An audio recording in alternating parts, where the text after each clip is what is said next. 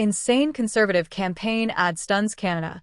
Liberals say locking up criminals costs too much. Canada's political scene is heating up as the April 28 snap election draws near. With Prime Minister Mark Carney at the helm of the Liberal Party, Canadians are seeing a shift in the political landscape.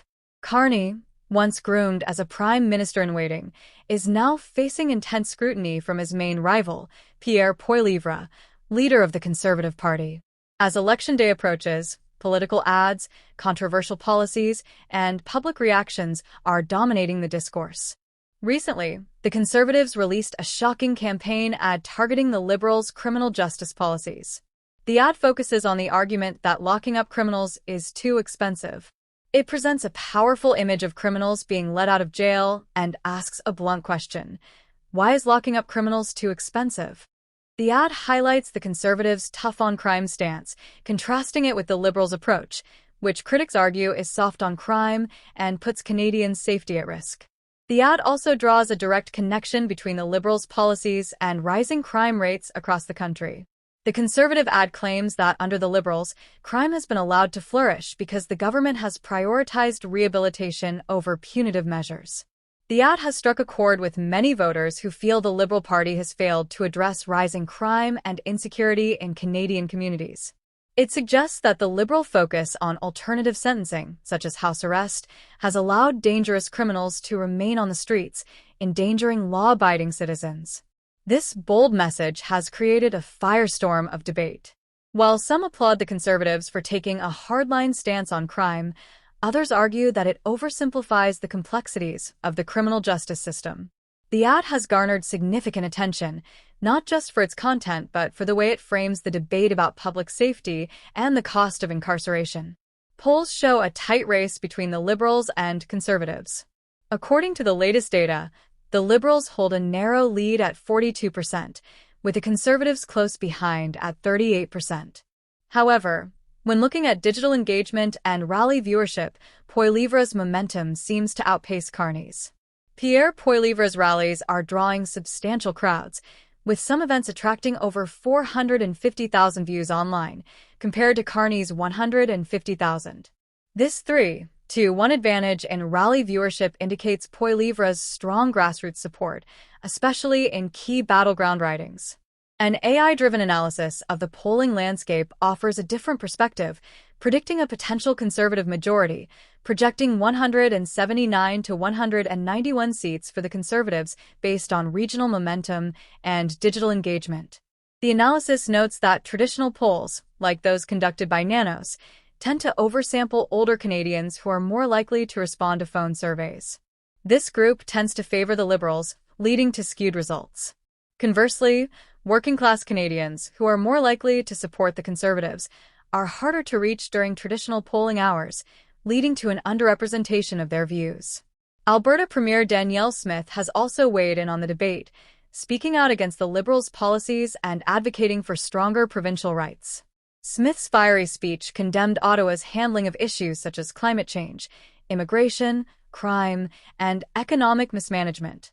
She accused the Liberals of being out of touch with the concerns of Canadians, particularly in Alberta, and called for a shift away from the current government's approach. The issue of crime continues to dominate the conversation. Canadians in major urban centers are increasingly concerned about rising crime rates, particularly violent offenses like home invasions and assaults. In response, the Liberals have proposed alternative sentencing measures, arguing that jail is too costly and that community-based sentences like house arrest could be a better solution. The idea of reducing prison sentences for violent offenders has been widely criticized by the public, with many questioning the logic behind such policies when public safety is at risk. Critics argue that the cost of incarcerating criminals should not take precedence over the safety of Canadian citizens. In contrast to the Liberals' proposed measures, many Conservatives point to countries like El Salvador, where prisoners are put to work and contribute to society, providing a more cost-effective model for incarceration.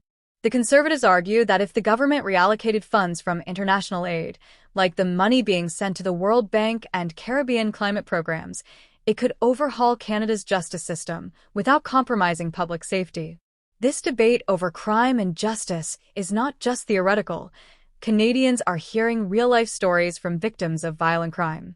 Families who have lost loved ones to criminal acts are speaking out, expressing their frustration with a system that seems to prioritize the rights of criminals over the needs of victims.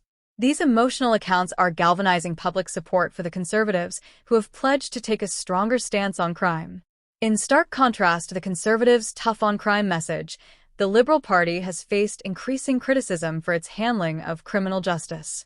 Critics argue that the government's reliance on alternative sentencing measures, like house arrest, has allowed dangerous criminals to reoffend. The issue has become a flashpoint in the election, with many Canadians questioning whether the Liberals' policies are working. Meanwhile, the Liberal campaign has been marked by a series of missteps. In one incident, Liberal candidates were caught placing campaign signs on people's lawns without permission, hoping that a simple apology note would smooth things over. This act of desperation has only further eroded trust in the party, adding fuel to the fire of Conservative criticisms. The Conservatives, meanwhile, have sharpened their attacks, releasing an ad by former leader Andrew Scheer that takes a direct swipe at the Liberals. The ad states, "Friends don't let friends vote Liberal," comparing voting for Carney to going back to a toxic ex. It's a brutal, yet effective, message that plays on voter dissatisfaction with the current government. The issue of crime and public safety is likely to remain at the forefront of the election as Canadians head to the polls.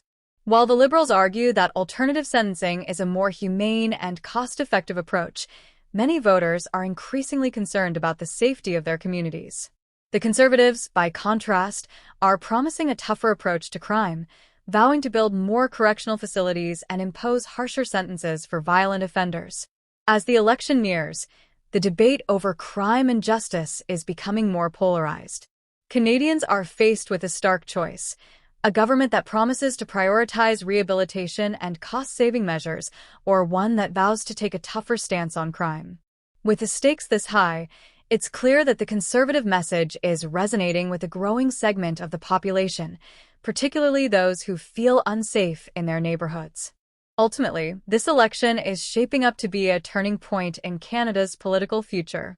With rising concerns about crime, public safety, and the effectiveness of the justice system, voters will have to decide whether they want to continue down the path set by the Liberals or embrace the Conservatives' vision for a tougher, more law-and-order approach.